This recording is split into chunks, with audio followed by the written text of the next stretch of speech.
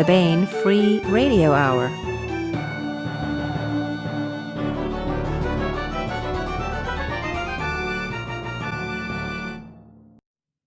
On the podcast, a supernatural detective tracks a missing person in a haunted hotel.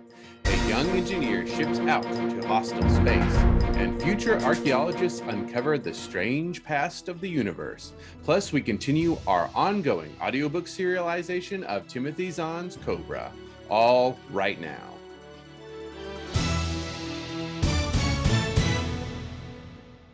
Welcome to the Baen Free Radio Hour. It's a pleasure to have you along. I am Baen Associate Editor and your podcast host, David Afsharirad. Today, DJ Butler sits down with the first, second, and third place winners of this year's Baen Fantasy Adventure Award.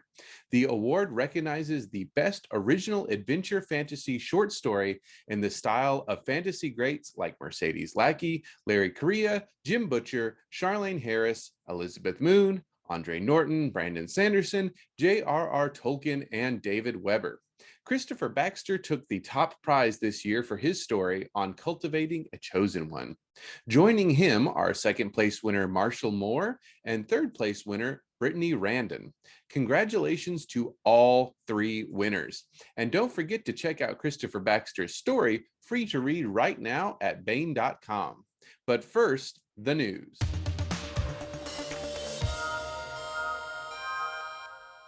A new batch of eARCs has arrived. For those who don't know, an eARC is an electronic advanced reader copy. These are uncorrected page proofs that publishers make available to reviewers and which Baen makes available to you for a limited time. Let's take a look at what we have this month.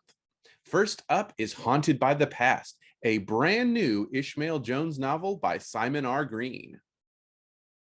When Lucas Carr goes missing, seemingly without a trace from Glenberry Hall, an old country manor house turned hotel, it falls to Ishmael Jones and his love and partner in crime, Penny Belcourt, to solve the mystery. The pair soon find that Glenberry Hall has a reputation for being haunted, but Carr's disappearance may have as much to do with the mysterious organization Jones and Belcourt and Carr work for as it does with the Hall's past. Ishmael and Penny have to work their way through a series of mysterious clues and misleading suspects, uncovering secret after secret before they finally arrive at a truth no one suspected. The problem with history is that it's not always content to stay in the past. Next up, we have Summer's Inn by John Van Stry. Fresh out of college with his ship engineer third-class certificate, Dave Walker is forced to take the first berth he can find, the Iowa Hill, an old tramp freighter running with a minimal crew and nearing the end of its useful life, plying the trade routes that the corporations ignore and visiting the kinds of places that the folks on Earth pretend don't exist. Between the assassins, the criminals, and the pirates he needs to deal with, Dave is discovering that there are a lot of things out there that he still needs to learn. But there's one hard lesson he learned long ago, and that he's being forced to remember: how to be ruthless. And finally, we have Worlds Long Lost, edited by Christopher Racchio and Sean C.W. Korsgaard. We were not alone. The farther we push into the universe, the more obvious it becomes. The signs are everywhere: canals and pyramids on Mars, old roads on the moons of Jupiter, ruined cities on worlds about the nearer stars. The galaxy once teemed with life, or so it seems, which begs the question, what happened to it all? These stories explore the ruins of lost civilization, solve ancient mysteries, and awaken horrors from beyond the dawn of time. That's Haunted by the Past, Summer's End, and Worlds Long Lost, all available as eARCs for a limited time. And that's it. The dead travel quickly for great ebook deals. Other publishers might want to suck the life out of you, charging too much for ebooks, but not Baen. We're driving a stake through the heart of high ebook prices. Invite us into your e-reader with great deals on Baen ebooks featuring vampires. But act quickly, these deals will evaporate, just like Nosferatu when the sun comes up. on October 1st. And be sure to check out David Carrico's new novel, The Blood is the Life. For this ebook sale, get $1 off The Half-Life Chronicles by William Mark Simmons, the Lord Richard Vampire novels by Nigel Bennett and P.N. Elrod, and the short story anthology Fangs for the Mammaries, edited by Esther Friesner. These discounts apply wherever Baen ebooks are sold. And that's it for the news.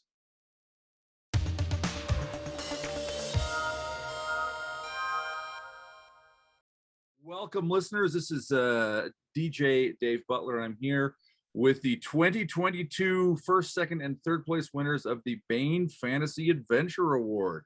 Brittany, Marshall, and Christopher, congratulations. Thank you so much. Yeah, thank you. It's fantastic to meet you. I had a chance to meet Marshall over to the Dragon Con this last weekend. You guys missed out on some pretty good Chinese food, I have to tell you. It was pretty delicious. Yeah, shoes is all right. Shoes is all right. But I'm meeting Brittany and Christopher for the first time, and I'd love to get to know you a little bit with along with our listeners, most of whom probably don't know you. So let's talk about you as writers. How did you end up writing science fiction stories? Well, it's a terrible way to make a living. You should know that. It doesn't look that way because you see like Brandon Sanderson, but you don't see like the million people that are eating ramen out of a shoe. So, Brittany, tell us how you. I should say, Brittany won third place in the Baen Fantasy Adventure Award this year. Congratulations for her short story Exchange, which we will talk about. But tell us first about yourself. How did you decide to get into writing? I should say, I don't know if you write science fiction. I do know you write at least one fantasy story. So how did you get into writing fantasy? Yeah, I write both science fiction and fantasy stories. I've written ever since I was a little girl. I wrote a lot until I went to college. I went to nursing school, and I kind of took a break and got married and have had kids. And I think after my third kid, I just needed some sort of creative outlet, and I came back to writing and have just kept writing. I love it. Yeah. Nursing school, that's interesting. What kind of nursing? Are you still a nurse? Right now I'm not practicing nursing. I have 5 children. Oh. And so I stay home. Yeah. I'm like, so at this point I stay home until I did work until I had my third child, and shortly after that I didn't anymore, but I worked mostly in medical, surgical, and rehabilitation nursing. Okay. All right. Very cool.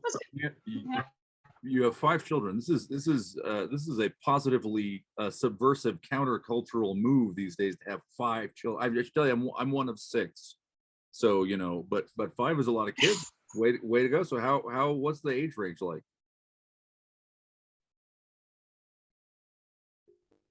My youngest is 6 months, and my oldest, it just turned 11. So. Okay. Yeah. Fantastic. So that's interesting.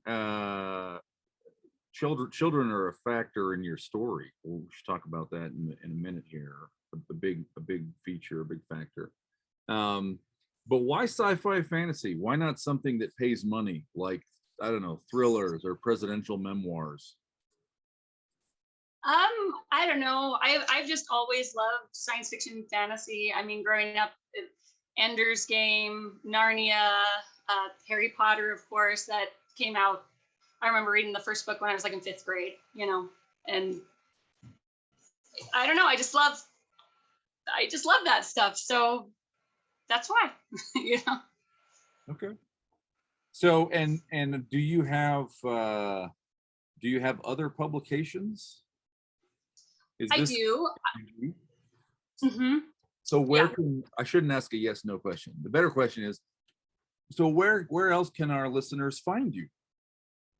I've been published by Deep Magic, and I'm in Writers of the Future Volume 37 and in 38, because I was a published finalist in that contest for Volume 37, and then I won 2nd place in that contest for Volume 38. Congratulations. Oh, Thank you. That's Been pretty trying to do that for ages. Well done. Thank you. So those are the only places I've been published, but you can find me there, and I have a website. So. Okay, very cool. Deep Magic is a periodical, is that right? No, Or- so Deep Magic is an e-magazine. They just went out, but you can they're no longer publishing new stories, but you can still get them on Amazon. So Yep. yeah. This isn't their first time closing down either. They'll probably be back in a couple of years. Yeah. I believe their Fingers theme crossed. was I love like clean fantasy, essentially, like family friendly. Oh, Yeah. Okay. Yeah. Oh, very cool. Okay, so what else should we know about you? I don't want to let you out too soon, Brittany. What else should we know about you? Like where are you from? I don't know. What are your favorite foods? I grew up in Texas. I am the only girl. I have 4 brothers. And so my children, we flipped that. I have 4 daughters and 1 little boy. And I moved up to Idaho when I went to nursing school, and I never came back to Texas. So I met my husband. I went to school at BYU, Idaho, and graduated from the nursing program there. And yeah, I'm just hanging out in Idaho. I like gardening. I like planting trees. I love tennis. I play tennis. I don't know. But yeah. Where in Idaho are you? I'm in Blackfoot. Blackfoot. That's funny. A good friend of mine from a long time ago grew up at farming potatoes in Blackfoot. I visited on his farm, very flat. His 8-year-old sister drove us on 4-wheelers across the farm. Is there? I mean, Blackfoot's big enough. You don't know everybody though. There's right? a potato museum here. Yeah. Well, that is the potato part of Idaho. You know, probably not everybody. Yeah. It is. It is the Potato Museum of Idaho is there. So, Okay. you know, our claim to fame, I guess. Okay. Okay. Cool. So you don't know like a Nick Benson who would be 49 years old by any chance? Short guy, kind of looks like E.L. Fudge. Or too young to know who E.L. Fudge is. No, I don't know that I do, but Okay. maybe I'd run into him sometime. It is pretty small. Okay. All right. Well, thank you. You got us off on a good foot there. Marshall Moore is a Muay Thai kickboxer. Muay Thai kickboxing, right? Well, damn. Yeah. Yeah. Who was born in the Marshall Islands. Am I remembering that right? Your name? You are. I was named for the Marshall Islands. It's a small Pacific island nation that was a Japanese imperial territory during World War II. The U.S. liberated it during the war and has been using it for missile testing and research ever since. That's actually the shape of the island I grew up on behind me and the colors of the national flag. And isn't it like 1.5 square miles or something? The island itself is something like that. It's like 2 miles long and a half mile wide. It's called Kwajalein. Yeah. Sounds amazing. And no longer U.S. sovereign territory, right? Like in the 80s or 90s or something became. Yeah, I think it was a protectorate, I think, until about 89. But the U.S. still leases a military base there, which explains why I am this complexion. Yeah. And it's because you're irradiated. That's why. It is the same country that Bikini is in. So, okay. And so you've got, but you're kind of like rocket royalty, right? Why were you out in the Marshall Islands? Why were your parents in the Marshall Islands for you to be born there? My dad was a lieutenant colonel in the Army, or at least he was when he retired. I think he was more like a major at the time I was born. And he was in aerospace. So when he retired, he went and worked for Boeing, who is obviously one of the big defense contractors out there, and one of the main employers on the island. So just kind of worked out that he was stationed there, and that's where we grew up till I was about 13. Yeah. So, okay. So tell us the straight dope here then. Isn't that the right background for a science fiction writer? What are you doing writing stories about like Ronin and elves and stuff? I mean, all kids rebel against their parents, right? Is that what it is?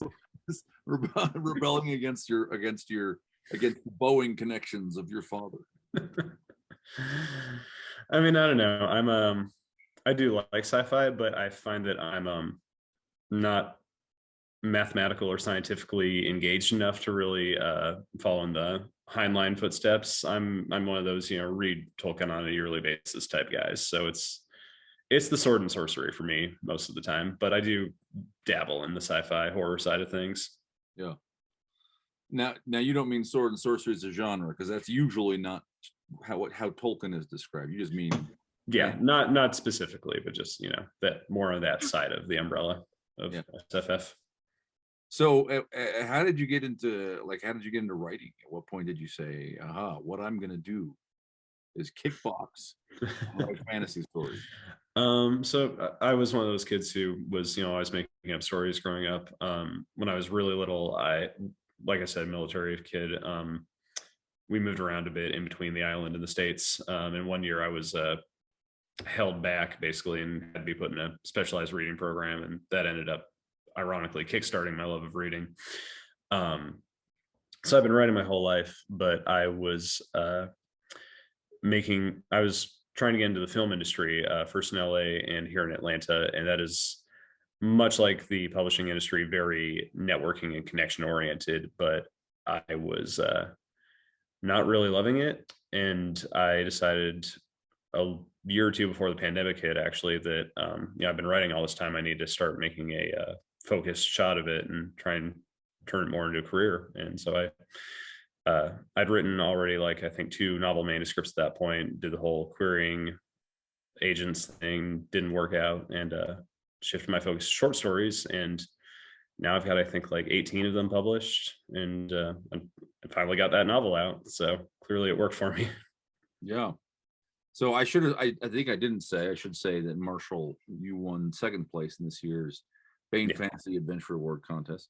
And the thing you're alluding to, which I'm not sure we have actually said yet in the recorded part of the podcast, is that your debut novel we're sort of in the middle of the release. There was a pre-release at Dragon Con. Yeah. Where the book was selling pretty well, we sold out of the copies we ordered for the limited print. So yeah, good sign. And then the official release is maybe around the time of the release of this podcast, end of September.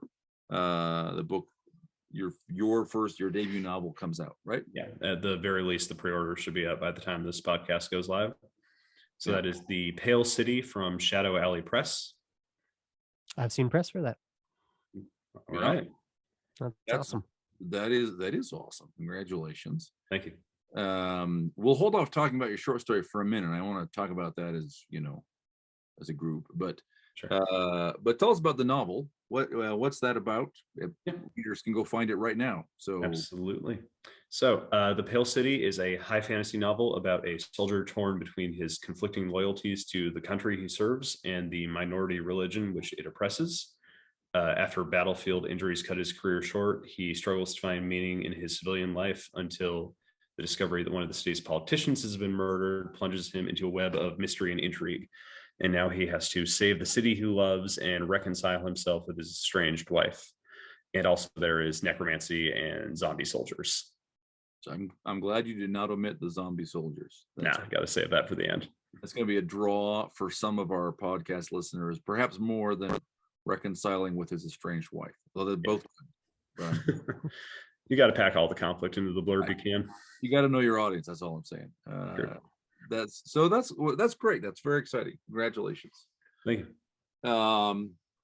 You said filmmaking. Mm-hmm. And again, you and I had a chance to meet at Dragon Con, so I know what you mean, but maybe you can explain a little more what you mean to everybody else.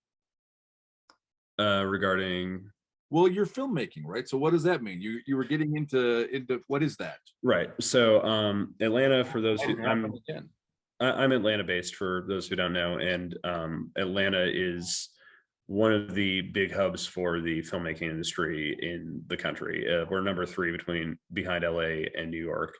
All the Marvel stuff shoots here. I'm really good friends with the stuntman who's been in every Marvel production. So there's a ton of business down here in that industry, and that's what I went first to school for, and moved to Los Angeles trying to make it in that business right out of college. And I love the act of filmmaking, like the whole team sort of nature of it, of being on a set with people, working together in different departments or across different departments. But the constant hustle and grind of, you've got to make these connections to get the next gig really wore me down over the 4 or 5 years I was trying to do that. So that's about the point where I decided to shift my focus to writing. So am I right to say then that that grind was looking for acting gigs, but also potentially looking to direct films? Directing was my dream at that point. Yeah.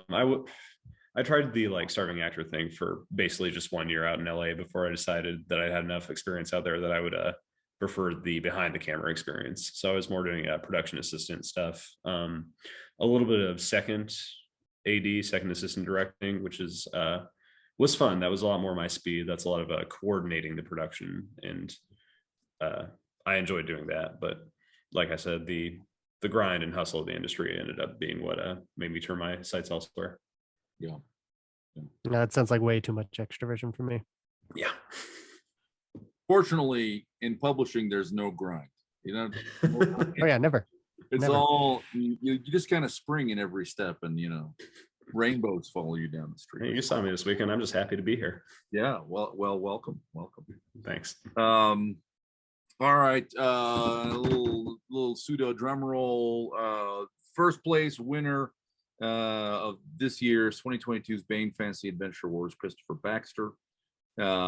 Christopher, tell us about yourself and how you got into writing and all the questions I've been asking, where readers can find you and so on. All right. Well, I started writing in high school. I used to read a lot in class when I was supposed to be paying attention. I got in trouble for it a lot. And finally, one day, I had enough books confiscated that I ran out, and I was looking for something to do. And I thought, hey, I could start writing a story here. Never thought about that, never tried it. But the great thing about it is it looks like you're taking notes. And so I could write all I wanted in class, and I never got in trouble for it. And so I spent the rest of my high school career, most of my college career, doing that in most of my classes. And no one ever gave me any trouble for it. It was great. Also works at workplaces most of the time, depending on your job. And yeah, it's really handy. I've been reading. Some of my earliest memories are of reading and learning to read, and I love it. So I've always been doing it. And so it was a very natural step once I stepped into that, and wrote a whole lot in high school. And then I came back to it after a few years and realized that everything I'd written was exceptionally derivative crap, and tossed out 99% of that and started over. But I got a degree in editing in college, and either supplemented or made that my primary income for a good 12 years now. It's been off and on how much of that I was doing, and then writing in my own time. And so yeah, it's just been a very large part of my life for as long as I can remember. And I'll write anything I can wherever I can. I've done used to do with the editing. I've done everything from websites to books and short stories. My favorite project I ever edited was probably the Planet Mercenary RPG by Howard Taylor and Alan Barr.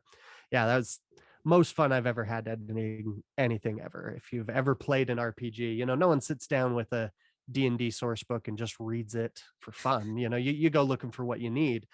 But Planet Mercenary, well worth just picking up that source book, reading it from cover to cover. It's amazing and hilarious. And so yeah, that's probably my favorite thing I've ever edited. And I've done I used to have a podcast with some friends that you can still find on YouTube, A More Civilized Podcast, which is about Star Wars, as my friend who's a historian, another friend who's an artist, video game artist, that we did together, had a really good time. And then we set that aside so my friend could get into making video games proper.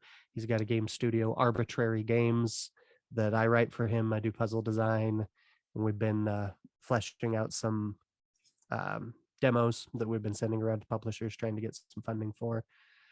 And then I tried my hand at making YouTube videos recently, and I'm trying to get into that. I really enjoy watching videos on writing on YouTube, so I thought I'd give that a try as well, and I'm enjoying that. And so that's Deconstructing Stories is my channel that you can find on YouTube, of course. And then I write. I've been published in Deep Magic, I think, with Brittany, actually. Nice. I know your name. I've seen it, and when you said that, I was like, there we go. That's it. It's got to be it. So I've been published there. I've had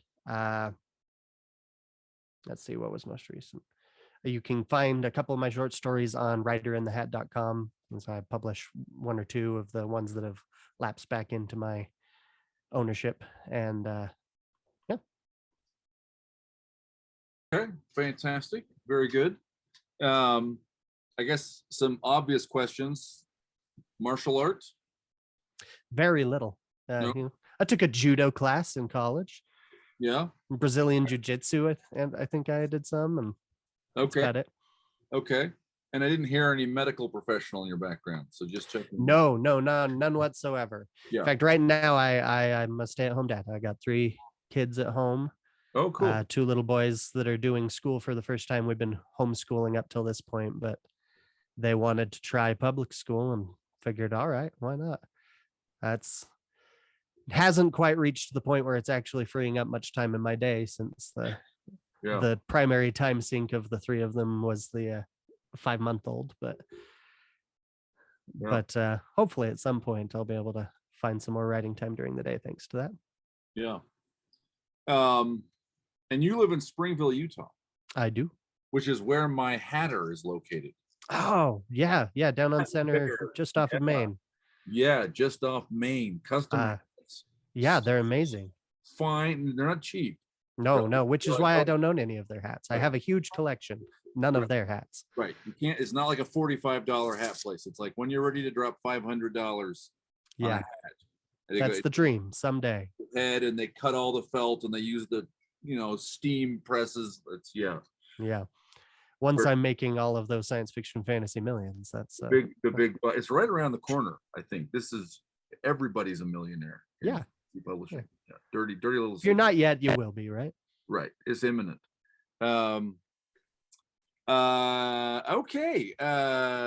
So it sounds like all of you were kind of in it for the long haul. None of you said this is a fluke. I just did this for a school assignment or something like that. You all want to publish and novels, right? Everyone's like, hey, I'd like to do novels.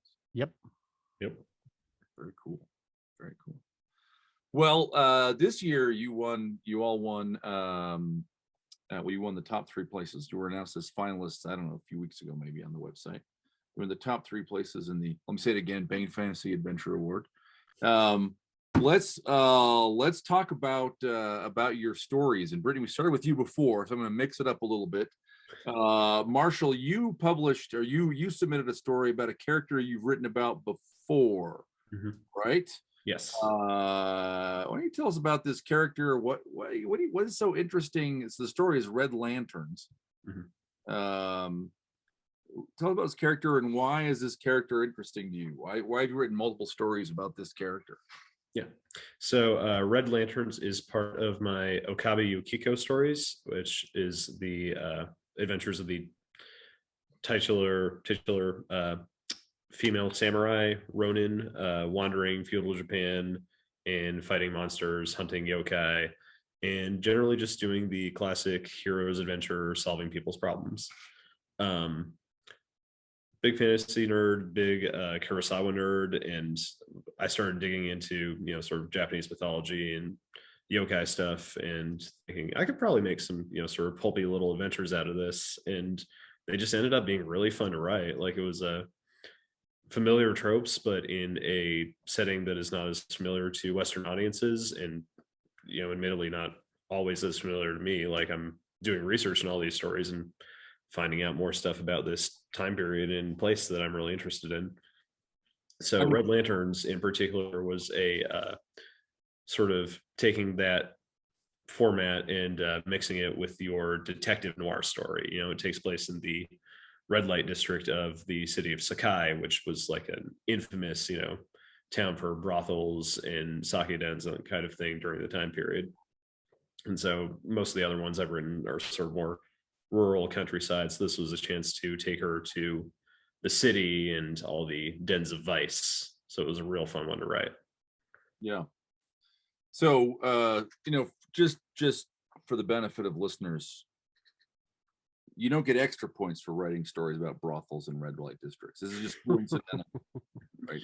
Doesn't hurt though, right? I'm not saying it hurts either. So it's interesting. So though you talk about, tropes and familiarity to Western audiences, but there's this interesting kind of space where kind of tales of wandering Ronin and like tales of the wandering gunfighter in the Old West kind of converge, right? The person sort of apparently without roots, maybe question mark without honor. Can we trust that person? Turns out to be the one who's willing to risk herself for others. So tell me about the character. We've talked about kids kind of a fair amount in the podcast. This, and we will more. Brittany, I'm looking at you. So actually, you too, Christopher. This is all about kids. I have 2 cats. I'm the only non-parent in the group. All right, here's time. So what? She's got a child kind of thing in her story, right? Yeah. So all good characters, especially ones that you're going to be writing over the course of multiple stories, need to have their emotional through line. And in the case of Yukiko, not only is she a Ronin, she is a widow and the mother of a deceased child.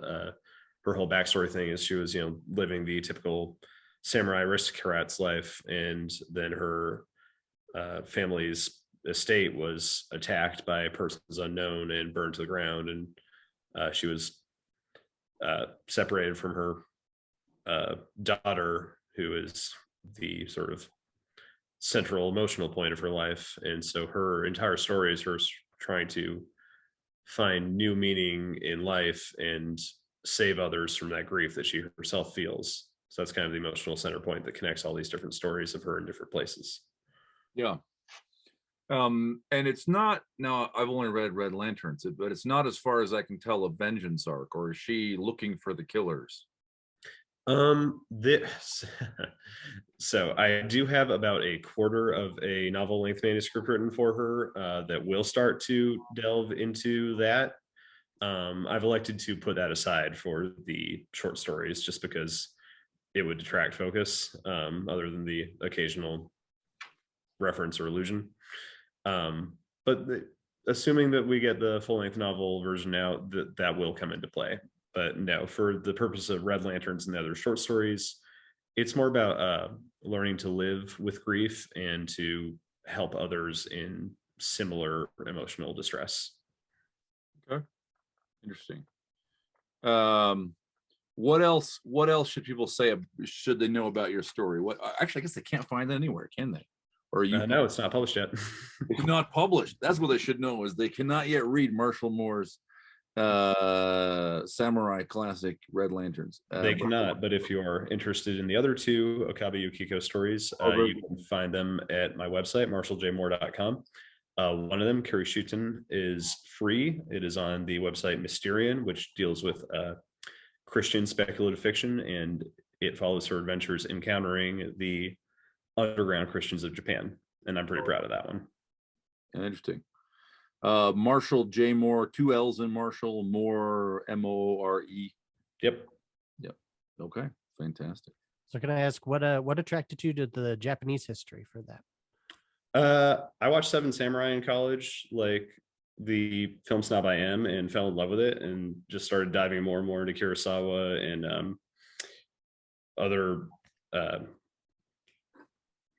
Miike and just other Japanese directors of that period. And the more I watched these movies, the more I was like, this is a really neat time period. And, you know, the personal drama at stake of the classic themes of, you know, loyalty and duty versus your personal integrity. You know, they really are timeless and absolutely have relevance now. And so I just kind of fell in love with the aesthetic and the intricacies of that setting. So when I had the chance to write a story set there, I was like, yeah, I'm going to try this. And they've turned out pretty fun. Awesome. Yeah. Thank you. Very cool. I in my gaming group, we're about to start a Legends of the Five Ring gaming campaign. For the first time, I don't have to be game master. So I'm looking forward to it for more than one reason. You should be. I actually just wrapped up a 3-year-long Legend of the Five Rings campaign where I was the DM. So very fun. Very fun. Yeah. All right, Brittany. Your short story is Exchange. And again, so I've been forecasting this the whole talk. It's about children, right? In some important ways. Tell us about your character. What's the deal with her and her child, and why does that matter for this story? Well, so my story, Exchanged, is about a mother who is trying to help detectives find a kidnapped child. Her daughter has previously been kidnapped and they never found her body, though they assume she's dead. And she has this magical ability where she can touch objects and get their memories, but of what's happened around them. But to do that, she has to lose a memory. And so as she's helping these detectives, she is potentially losing memories of her child. Yeah. And so weighing the ethical dilemma there. Anyway, yeah. It's sort of experienced like a at least like an offer and acceptance, maybe almost like a negotiation. So she picked up a backpack and there's like an offer to exchange, and the exchange is you're going to give up a memory that's precious to you, but basically the backpack will give a memory back. Yes. So why is that helpful to police?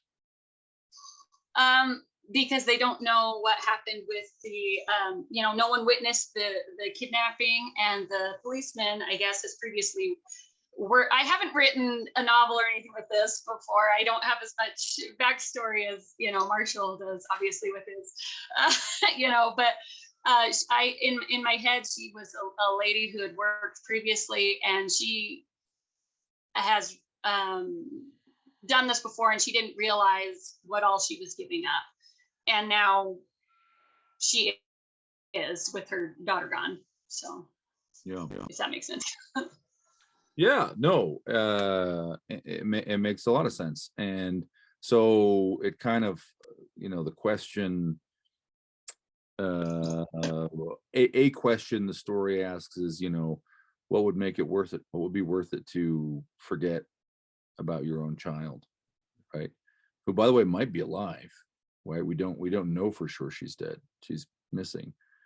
And in the story, the character, there is something that makes her willing to basically forget the last vestige, right? So in the final scenes, she's back in her home and she's looking at artifacts, and she knows that it's her child, and she doesn't remember any of it. Yeah. Well, I went for the bittersweet ending there. I hope maybe I can turn that one into a novel. We'll see, where that goes. Yeah, that's the bitter part. There is a sweet part to the ending also. Yeah. So, but if you turn that character into a novel, so will she start losing memories of other things? I don't know. I haven't got that far, I guess. I should think some more on it. And write some more on it, I guess. I've been a little out of it because, I had my baby and stuff. But I wrote that at Writers of the Future for their 24-hour challenge story. I don't know if you think about that. But they give you an object. Huh? You wrote exchange for their 24-hour challenge. I did. And they ended up actually picking that story to be critiqued there. I was very fortunate. So, yeah. And so Tim Powers and Dave Farland gave me their thoughts on that and stuff. They told me I needed to send it in. So I'm very glad I did. Yeah. Congrats on that, because those are some names. Yeah, that's awesome. Yeah. Very cool. You know, the farther you went down that road, she kept forgetting stuff. Eventually, she'd be like a pastiche of memories not her own. She'd remember at some point less about her own life or what she's doing. Like eventually, that person becomes insane, right? Because you lose. I suppose they could, you know. Yeah, that could be. I'm saying that could be an interesting novel. This person becoming increasingly fragmented, sacrificing herself to solve crimes. It would almost be like a Memento style, like. Yeah, that sounds awesome.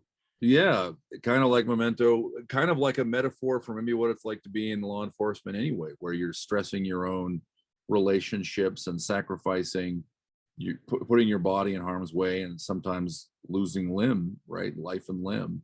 But she'd be giving up her memories and eventually her personality. I think that's very interesting. I look forward to writing it if you read it, Brittany. Very cool. Yeah. All right, Christopher. Here we go. This is the winning story. Hold on, I'm gonna look at the title to make sure I'm getting it right. On Cultivating a Chosen One. And this is the one that I think as of now, it may already be on the website. Yeah, by the time this airs, from what I've been told, it probably should be. It should be, yeah. If not, it'll be there shortly. Yeah. So tell us about the story. It's a little playful, it's a little subversive, Yes. it's a little ironic. So yeah, this is a story about this a Dark Lord has risen up, taken over a nation, laid waste, and a former professor of prophetic history is trying to reach the resistance and show them that they're going about trying to take this guy down in the wrong way. They can't do it on their own. What they need is a chosen one. And so he wants to start working to create the circumstances that will bring about a chosen one. Yeah. Which means, you know, generally we need a lot of orphanages and a lot of orphans. We need half-breeds. We need anybody who's on the fringes of society, who's going to be looked down upon, trampled, their rights ridden over roughshod.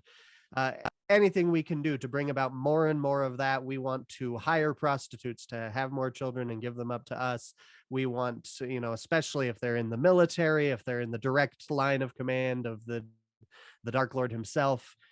But then as they go about this program, they start running into some unexpected problems with this. So just some acts of very of odd benevolence from their Dark Lord that seem to be trying to combat their efforts to create a chosen one. Yeah. I'm sorry, I need to leave the call and go read this right now. I know. I'm sitting there like, oh yes, let's look this up. Thank you. Yeah, so there's this like irony that, whoa, maybe if I oppress a little bit less, then I reduce the chances that there will be a chosen one, right? So there's a lot of fun strands. There's kind of a little bit of mocking some tropes. Absolutely. There's also the kind of ironic exploration of like the relationship between tyranny and the response to tyranny, right? Mm-hmm. And there's also a kind of like an academic politics sort of thing in it as well. Sure. So very, very, very good. Well done. Thank you. I appreciate that. Yeah. Now, is that secretly going to become a not? Are these characters, have they appeared elsewhere? It doesn't feel like they have not. No, you know, this one I wrote in less than 24 hours. I had the idea kicking around. This one actually came from I read a lot of historical nonfiction. I have a degree in Russian history, and you know, editing. and also the editing's technically a minor, but it's still a degree, right? But I I read so much about all these tyrants throughout history, get a lot of them in Russia, and I look at that and I just wonder, the pattern of these downfalls of all of these tyrants and the oppressive regimes that they have tends to be pretty similar wherever you go. And I just wondered, what would it be like to have a tyrant who is smart enough to see the writing on the wall and be like, all right, no, we've oppressed as far as we can. We've milked this place for all we can, but if we keep on going, we're going to end up dead. So, the rebellion starts rising up and they just come out with open arms and say, hey, you know what? You're right. We need to fix things here. Let's work on that.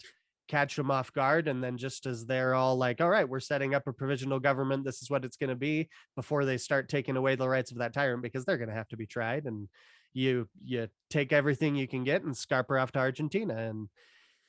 And so then I took that a bit further for just a fantasy setting. Like, what would it be like to have a Dark Lord who's like, well, this is inevitably going to happen. Chosen ones pop up left and right. We know how this goes. Can't rule forever, but I can prolong this as long as possible if I just keep these circumstances from showing up. So it originally started with the Night Lord in that story, and then from there developed into Professor Bellic and his efforts to ensure that this Night Lord doesn't get away with that. The Chosen One's got to show up. Yeah. Yeah, what a lot of fun. What a lot of fun that was. Thank you.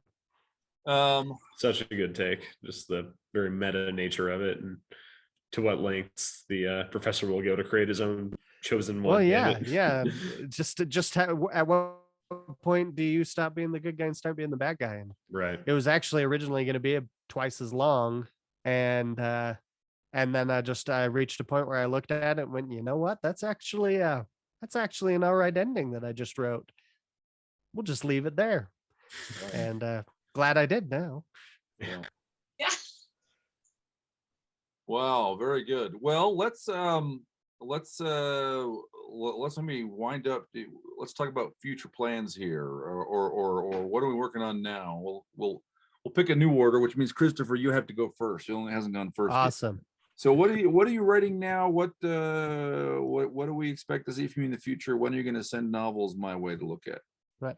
I'm hoping to have the novel I'm working on right now finished by the end of the year. I'm adapting a novella I wrote a while back, was about 46K, into a full-length novel that'll probably be about 100,000, 120, or yeah, about there. It's called The Crystal Swarm, and it's about this massive swarm of magical creatures that wipes out a nation, and one of the few survivors makes a deal with a demon to be able to go back in time and try to save her nation and her family before they get overwhelmed.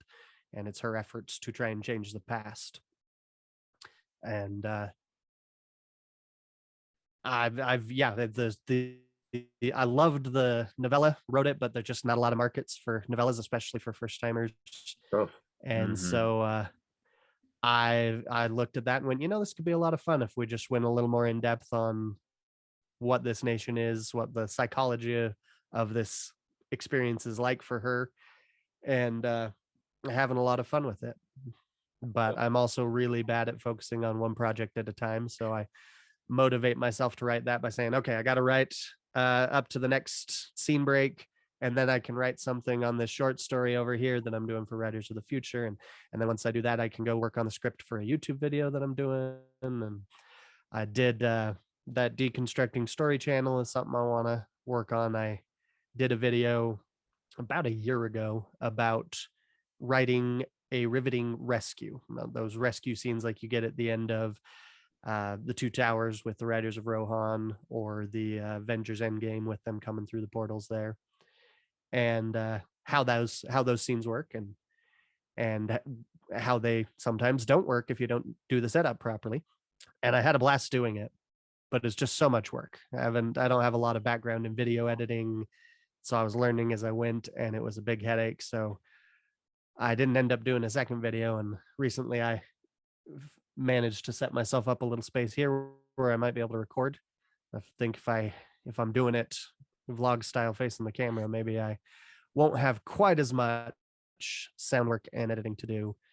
And that might make it into something that I can just do for fun on the regular. So I've hopefully, even by the time this goes up, I may have a video up on Potemkin plots, which are plots that look like a familiar plot that we've seen before, but in reality, they're not doing the work. They don't have anything behind them. No plot behind them.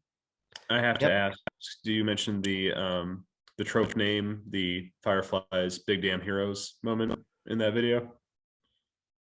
I have the scene as I'm discussing different instances of it, but I actually used the cavalry rescue is what I've seen it. I think on TV Tropes, the name of it right now is the Cavalry Rescue or something like that. But used to be Big Damn Heroes, but I do love that. I have a shirt, Big Damn Heroes, that I just love them. Yeah, I haven't done a TV Tropes binge in a while, so they've probably changed some titles. Oh yeah, they're all constantly shifting. But. Very good. Thank you for that. Marshall, what's next for you? What projects are you working on? So, like I mentioned, my novel is coming out. It is the first in a trilogy. The first one is The Pale City. It is going to be followed.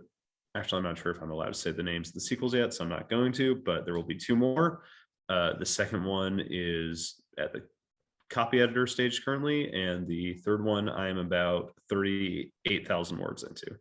So, trying to knock those out by the end of the year, and then possibly revisiting that full-length Yukiko manuscript idea. I also have a novella with her. The Chris mentioning a novella just remind me of that, but that also has not found a home because novellas. Yep. Yeah. Understood. Fantastic. Brittany, what are you working on these days? What should we expect to see next from you? Well, right now I'm mostly focusing on short stories and a novella. Okay, but I guess we all like that. Yeah, along with the novellas.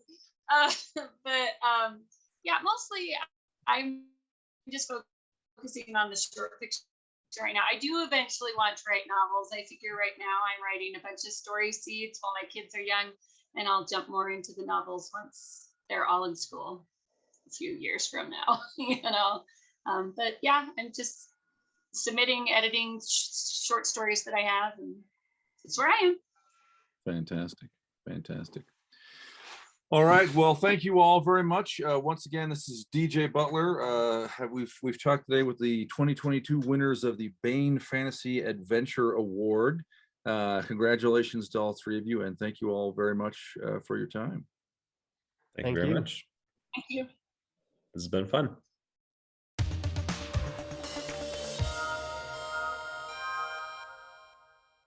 And now we bring you Timothy Zahn's Cobra. Earth's only hope was the Cobras. The colony worlds Adirondack and Silvern fell to the Troft forces almost without a struggle. Outnumbered and on the defensive, Earth made a desperate decision. It would attack the aliens not from space, but on the ground, with forces the Trofts did not even suspect. Thus were created the Cobras, a guerrilla force whose weapons were surgically implanted, invisible to the unsuspecting eye, yet undeniably deadly. But power brings temptation, and not all the Cobras could be trusted to fight for Earth alone. Johnny Moreau would learn the uses and abuses of his special abilities and what it truly meant to be a Cobra. I do believe, Jakob Dane said as the sound of Deutsch's footsteps faded away, that Adirondack's self-appointed conscience is overdue for some leave time. Shut up, Jakob, Halloran advised, making sure to put some steel in his voice. He'd long ago recognized that each of the underground members had to deal with the presence of the Cobras in his own way, but Dane's approach, treating them with a faintly supercilious air, was a dangerous bit of overcompensation. He doubted the other had noticed it, but as Deutsch's hands had curled into fists a few minutes ago, there had been the briefest pause with thumb resting against ring fingernail, the position for firing fingertip lasers at full power. In case you didn't bother to notice, he added, just about everything Immel said was right. Including the efficacy of a rescue mission? Dane snorted. Halloran turned to Weissman. I notice, Borg, that you haven't given your decision on assigning underground personnel to help locate Johnny. Before you do, let me just point out that there's exactly one Troft installation we know exists that we haven't got even a rough locale for. You mean the ghost focus? Amma frowned. That's crazy. Johnny's a ticking bomb. They'd be stupid to put him anywhere that sensitive. Depends on what they're planning for him, MacDonald rumbled thoughtfully. As long as he's alive, they're safe enough. Besides, our self-destructs aren't all that powerful. Any place hardened against, say, tac nuke grenades wouldn't have any trouble with us. On top of that, Halloran added, it's clear from their slow response to Immel and me that they weren't particularly expecting a raid on Volker tonight. Johnny's booby trap may have been sitting there for months, and it's as reasonable as anything else to assume they weren't really prepared with another place to put him that we didn't already know about. If the ghost focus is like their other tactical bases, they'll have it carved into parallel, independently hardened warrens. They wouldn't be risking more than the one Johnny was actually in. I've never heard that about tactical bases, Amma said, her eyes hard on Halloran. He shrugged. There are a lot of things you've never heard, he told her bluntly. You ever volunteer to penetrate a Troft installation with us, and maybe we'll tell you what we know about those hellholes. Until then, you'll have to take our word for it. He had the satisfaction of seeing her mouth tighten. To people like Amma, the only real power was knowledge. Turning to Weissman, he cocked an eyebrow. Well, Borg?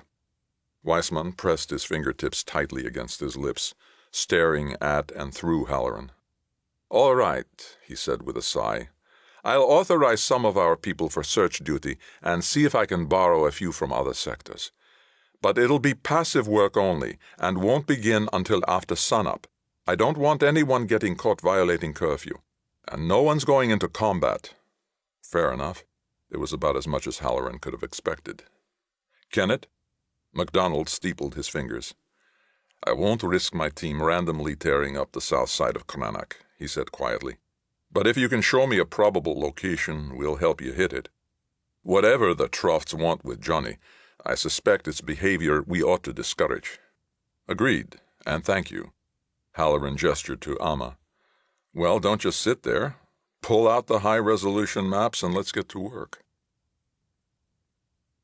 Johnny waited until his thirst was unbearable before finally breaking free of his restraints and going to the spigot in the cell's corner. Without a full analysis kit, it was impossible to make sure the water provided was uncontaminated and undrugged, but it didn't especially worry him. The Trofts had had ample opportunity already to pump chemicals into his system, and exotic bacteria were the least of his worries.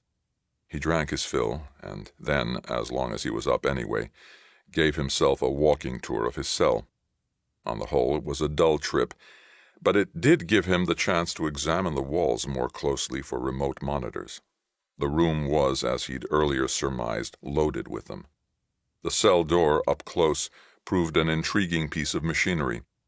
There were signs at one edge that both an electronic and a tumbler-type combination lock were being used, complementary possibilities to the temptingly exposed hinges he'd already noticed.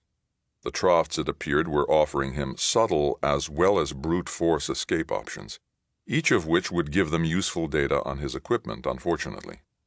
Returning to the table, he moved aside the remnants of the monitor shackles and lay down again.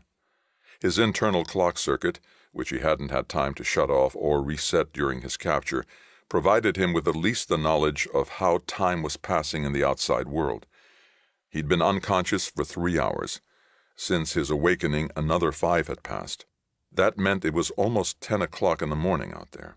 The people of Cranach were out at work in their damaged city. The children, including Denise Tolan, were at school, and the underground had already accepted and mourned his death and gone on with their business. His death, and possibly Callie's and Immel's as well.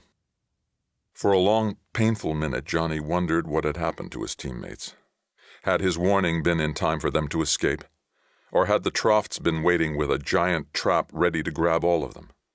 Perhaps they were in similar rooms right now, wondering identical thoughts as they decided whether or not to make their own escapes. They might even be next door to his cell, in which case a burst of anti-armor fire would open a communication hole and let them plan joint action. He shook his head to clear it of such unlikely thoughts. No help would be coming for him, and he might as well face that fact.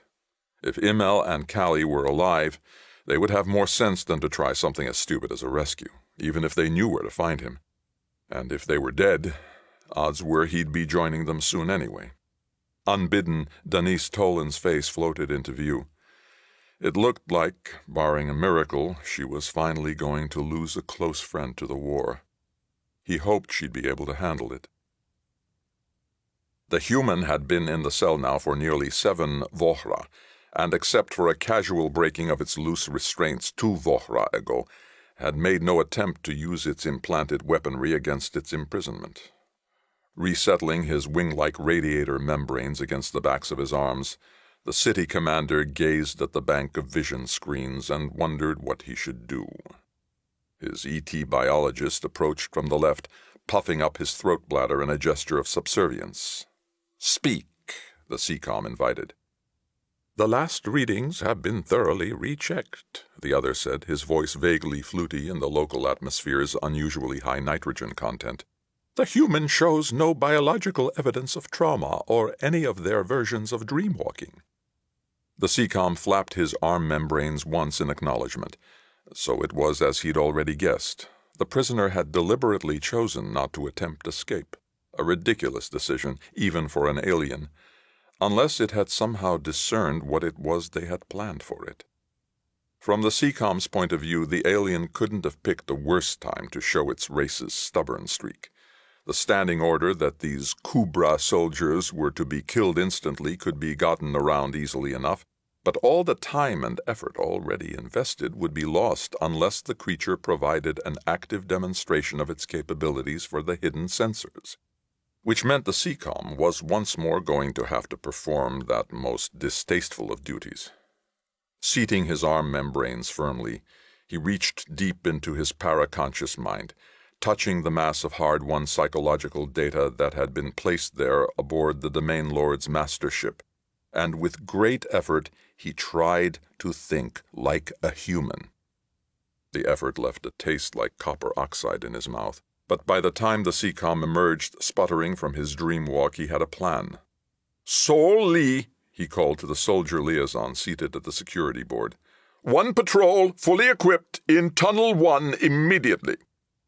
The Sol Lee puffed his throat bladder in acknowledgement and bent over his communicator. Spreading out his arm membranes, the dream walk had left him uncomfortably warm. The CCOM watched the dormant human and considered the best way to do this. That was another installment in Timothy Zahn's Cobra. And that's it for the podcast. Thanks as always to Audible.com and podcast theme composer Ruth Judkowitz. Praise, thanks, and congratulations, as well as gratitude, to Christopher Baxter, Marshall Moore, and Brittany Randon for sitting down and chatting with us today. And good night, Tony Daniel, wherever you are. This is David Afsharirad coming to you from a soundproof bunker somewhere deep in the heart of Texas. Join us here next week at the hammering heart of science fiction and fantasy, and keep reaching for the stars.